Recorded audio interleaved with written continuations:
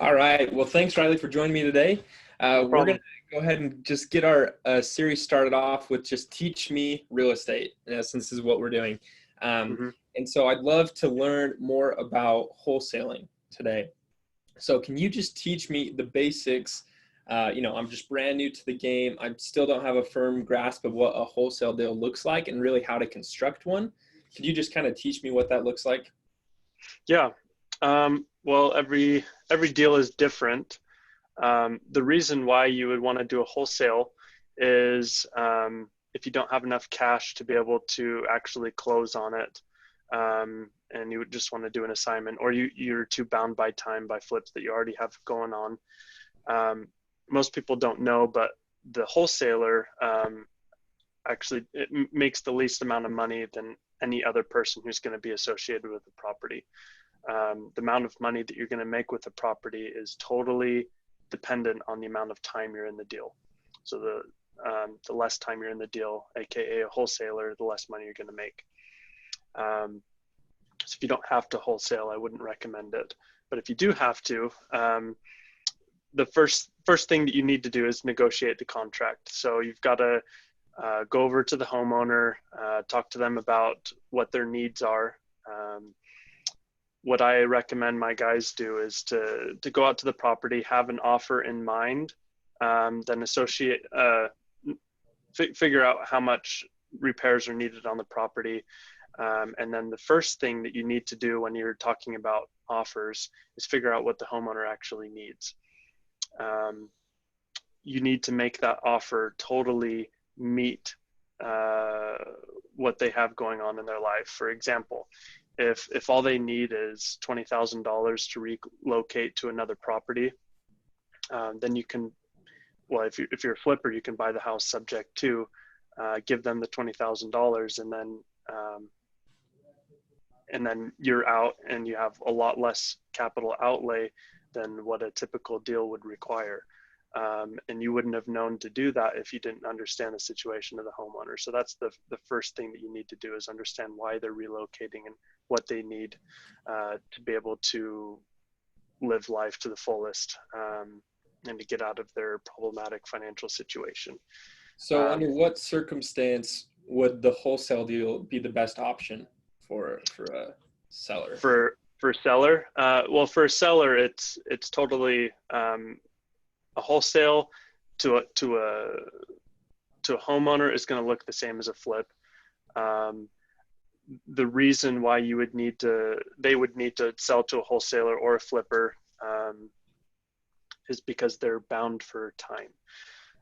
They don't really need money as much as they need to get out of the property quickly. So people either need convenience, they need money, or they need time, or speed. And the flipping option or the buying extremely low option will only look good to people who really need time or convenience, or both. So yeah, you need to understand what the homeowner actually needs in that situation, and then build your offer around that.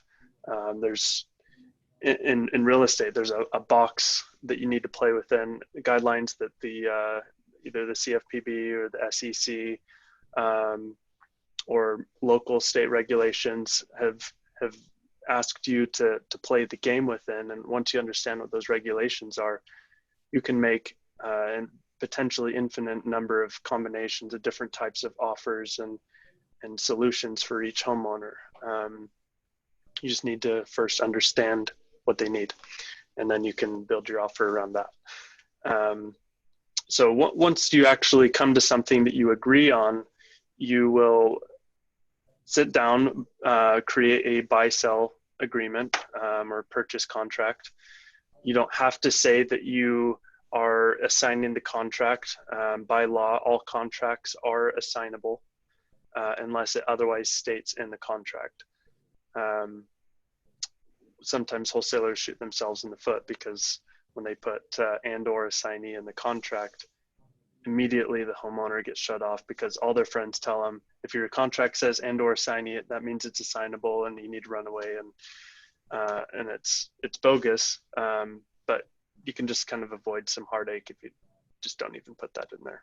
So what do you put instead? You just leave it as just a Yeah, normal. you just leave it. You write it up as if you're the person purchasing the property, and then you go out and you will, when you're advertising that contract, you need to be really, really careful that you're not advertising the house, but that you're advertising your equitable interest in the property. So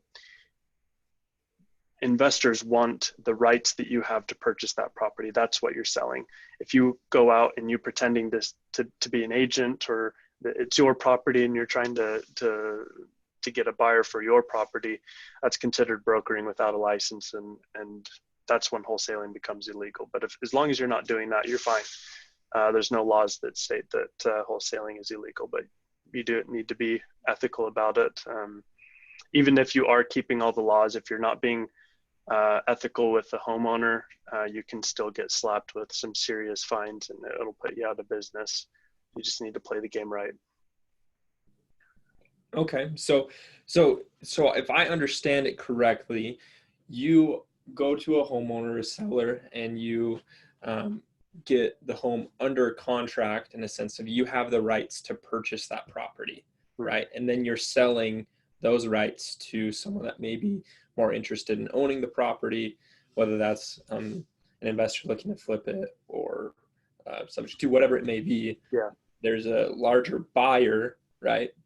Mm-hmm. That'll buy the contract or the rights to the property from you.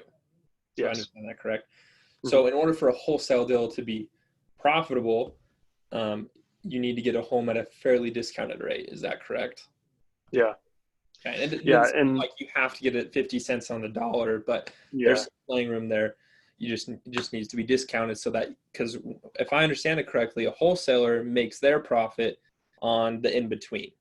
So the seller agrees to sell it for 80.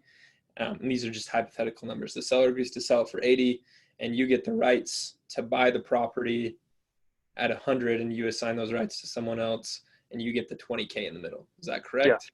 Yeah. Okay.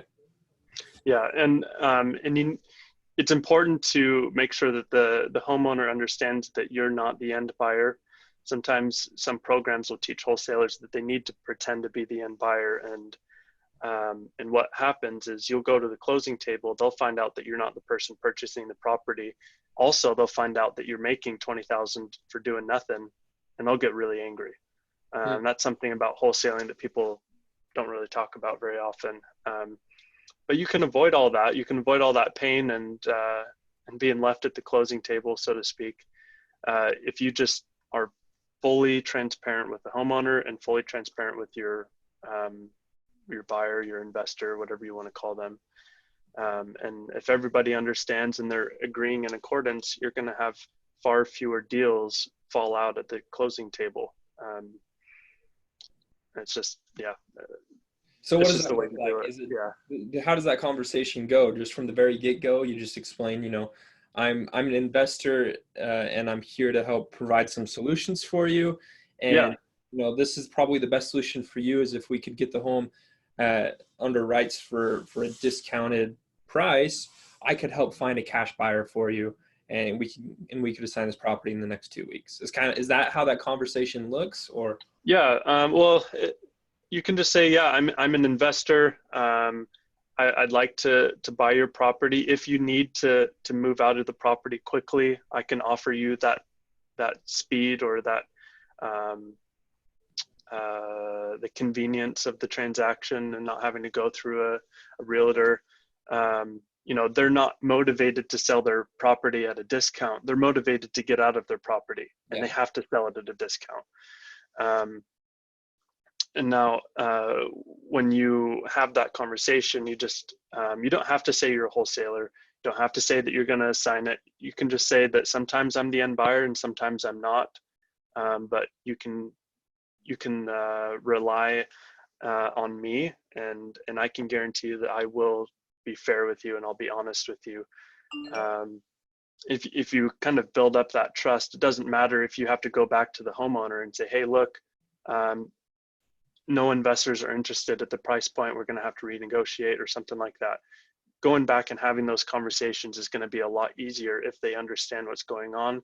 And first and foremost, they trust you as a friend and not just some investor who's trying to buy their property, because other investors will come while you have the property under contract. They will offer more than you offered them. And if you don't want them canceling the contract, then they need to be doing business with you for more than just the numbers. Yeah, so you really need to become an advocate for the seller, Yeah, not just someone trying to make, a quick $10,000, whatever it is. exactly. Yeah. So I think if the seller feels that you're on their side and you're really there to help them and provide solutions for them, that then provides that mutual trust and will help you as the investor be able to assign it and keep the home under contract. And maybe if you need to go back and renegotiate, if that trust is built, it's possible, right? But Yeah. if they feel like you kind of stormed in there and pretty much bullied them into accepting a contract, because if not, like, all these bad things could have happened to them. Yeah. It's just not going to work out for you in the long run, right? Yeah, exactly. You'll get more contracts if you're a little bit more of a bully, but you won't get more closes. In fact, you'll probably get less closes, and That's all that matters. that's all that matters.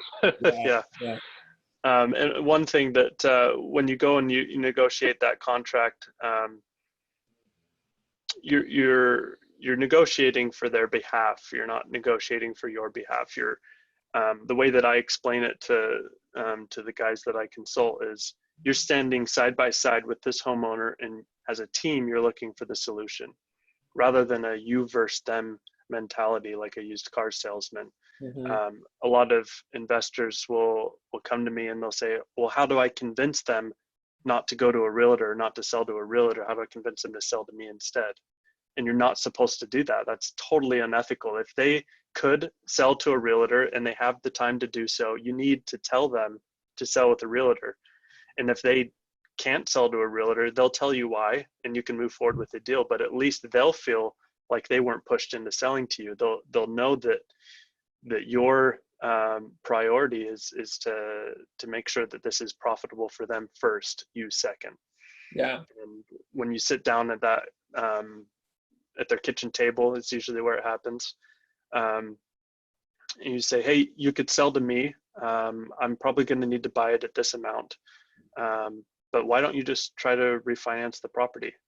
And if they've tried that or if they've thought about it, they'll tell you why. And then you're like, okay, well, why don't you just list it with a realtor? And if they can't do that, they'll tell you why. Mm-hmm. It's not like you're going to sit down at the closing table or at their kitchen table and say, hey, I'd like to buy your property. And have you thought about listing with a realtor? Oh, you can do that? Oh, you can list it with a realtor? I've never heard of a realtor. Yeah, I I mean, don't know what a real estate agent is. They've thought about it. yeah, yeah, they obviously have thought about it, and Yeah, either it wasn't going to fit their needs, but still, by providing that as an option or recommended, you come across with the best intentions at heart, which hopefully that's what yeah, your intentions are. yeah, And just because they need to assign it to a realtor, I know there are so many realtors looking for more homes to list, right? And if you can yeah. just build a relationship, either go get your license yourself or build a relationship with a real estate agent in your area, and just try to come out with some mutual goal where if, you bring a listing to them, they'll give you, Yeah, 10, 20% of their commission the first time, and then try to yeah, work it out. So just yeah, because it's not the exactly. wholesale deal doesn't mean it cannot be monetized in a different way. So Yeah, I think when you have the seller's best intentions at heart, trying to provide the best solution for them, you're going to end up closing more and seeing more solutions, and seeing more closes and more profit for you in the long run. yeah, exactly. Yeah, and I don't know if I would advocate for getting a license. Sometimes wholesalers want to get their license so that they don't have any lost money. And the reason why I would say not to do that, there's a couple reasons, but the biggest one is you have to worry about all these disclosures every time you deal with a homeowner, and every time you're putting a property under contract. You're constantly disclosing, oh, just so you know, I'm a realtor, I'm with this brokerage. And sometimes it can kill the deal because for some reason in homeowners' minds, they see a realtor as somebody who has just thousands of transactions coming across their desk every day, and they don't think twice about it. But all of a sudden this property comes across their desk. Oh, wow, this is a great deal. And you run over, and instantly they feel like they're being taken advantage of. And I don't know why that is. But if you've got a spouse, I'd rather just have them get the license. Then you don't have to worry about the disclosures, or at least get a acquisition specialist who's going to go out and negotiate those contracts, and they don't have a license, and then they don't have to worry about the disclosures. But yeah, sometimes those get really, really cumbersome, and you'll end up making more. Plus, you don't have the code of ethics that you have to worry about, because you'll get burned worse if you break those laws or those codes as a realtor than if you go against them as an investor. Because as an investor, the law sees it like you don't know better, but a realtor does, and they're held to a higher standard. Yeah. Interesting. Okay. Yeah. So maybe not get one yourself if you're looking to do a lot of wholesale type deals, but it's great to build that relationship with someone that you could have in your back. Exactly. Yeah. Okay? Whether that's someone on your team or if that's just a connection you have in the community, whatever it is, it's still good to have that relationship, right? Cool. So what else would I need to know about wholesaling so that when I go out to see a seller later today, I have everything I need in order to maybe assign or get a home under contract? Yeah. Well,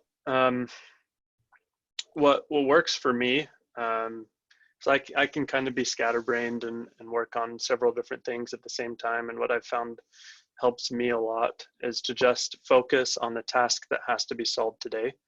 So some people will come to me and they'll be like, oh, I really want to wholesaler, want to do this, but I don't have any contracts. Or I don't know how to negotiate a deal, and they have no leads. And I'm like, okay, well, why don't you work on getting a lead? Then you can worry about negotiating the deal. Once you've got it, the homeowner in agreement, then you can worry about the contracts. But don't worry about the contracts if you don't even have a lead. And so if you've got a homeowner that you're going to go talk to and you don't have contracts or whatever, don't worry about it. There's tons of free assignment contracts or buy and sell agreements online. They're everywhere, and you can probably find them state specific as well. But you don't go to a property and bring the contract in hand on the first appointment. They sign it on the first appointment. That very, very rarely happens. The first appointment is more about building rapport. Then you'll come back a couple of days later if you've come to an agreement on what the number should be, and then you can put it under contract. But those 2 or 3 days in between the two appointments, you can spend time talking to a lawyer if you need to, researching contracts, researching your state statutes, and figuring out what's legal to put in it and what's not. And you can do your due diligence, so to speak. But the homeowners aren't going to worry about your credibility as far as your understanding of contracts. They just want to know that they'll be treated fairly. Yeah. And obviously that comes down to you as an investor and your intentions in helping this person, right? Yeah. So where would you suggest or looking for, I guess, those contracts? Because I guess that's where I think a lot of people get held up, is like, I don't even know how to form a contract. So where do you go looking for those? What sources would you recommend? Yeah. Well, they can come to me. You can notify somebody at Amplify. They can come to me. I've got a lot of contracts. I've worked on mine a lot. There's lots of pages on Facebook that if you go on the left-hand side, on the bottom, it says files. You click on files, and there'll be people to upload contracts all the time. If you go into Google, you can type in buy-sell agreement for wholesalers or something like that. And one thing, I don't want to give legal advice, but one thing you need to make sure of is that your contract has at least 1 or 2 outs for you to walk away from the deal without having any penalties. And that that varies by the state you're in. You don't necessarily have to talk to a lawyer about it, but if you do want to talk to a lawyer, make sure you already have a contract and ask them to review it. If you ask them to draft a new contract for you, it's going to be really expensive. It'll be like less than a third the price if you already have some sort of a generic contract that you just ask them to review, and they'll add or take away as they need to with state specific statutes. Would you recommend doing that, like just taking a contract to a lawyer for your first deal or two? No, if you're doing some volume, then you probably should do it, because it'll protect you from liability. There is no bulletproof 100% protection when it comes to liability. You're either very well protected or not as well protected. But going to a lawyer on your first deal, if you don't have very much money, is just going to flush you for capital, and it's going to hurt you in the end. And I know there's a lot of different like Facebook groups and mastermind groups you can get a part of for free too. And I know people are more than welcome to help each other out and provide any advice. So I think that's another place to I would probably check is, I know if I go here in Utah and I just search like Utah real estate investing group on Facebook, there's several different ones. And I'm sure that's for every other somewhat large city that you can go find those groups and people will help out.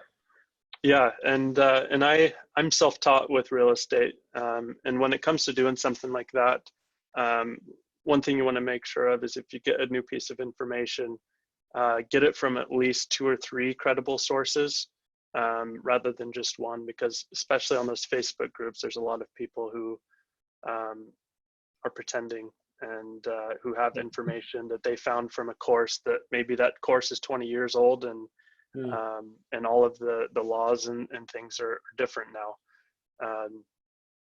But your best bet, if you want to protect yourself from liability, you're not going to do that by having a perfect contract. You're not going to do that by having an LLC. You'll do that by building rapport with the homeowner, because they're the ones who are really they can pull the legal trigger on you, so to speak. Yeah. Just about anyone else can. The second person that can do that is your assignee, or the buyer. Build rapport with them too, and if you've got a good relationship with them, they trust you. No contract, no amount of legal advice, no bulletproof LLC tied in with a trust is going to protect you, as well as having that relationship. Yeah, definitely. Yeah, it just keeps coming back to that, right? As long as you have the good intentions, people tend to trust you more. You're going to avoid legal action. I know when you do everything you can to serve someone, they tend to trust you, and they don't want to, in essence, screw you over either, right? I mean, you're going to find very, very few people actually want to do others harm, right? They just want to be treated fair. So, awesome. Any other final notes for a new wholesaler?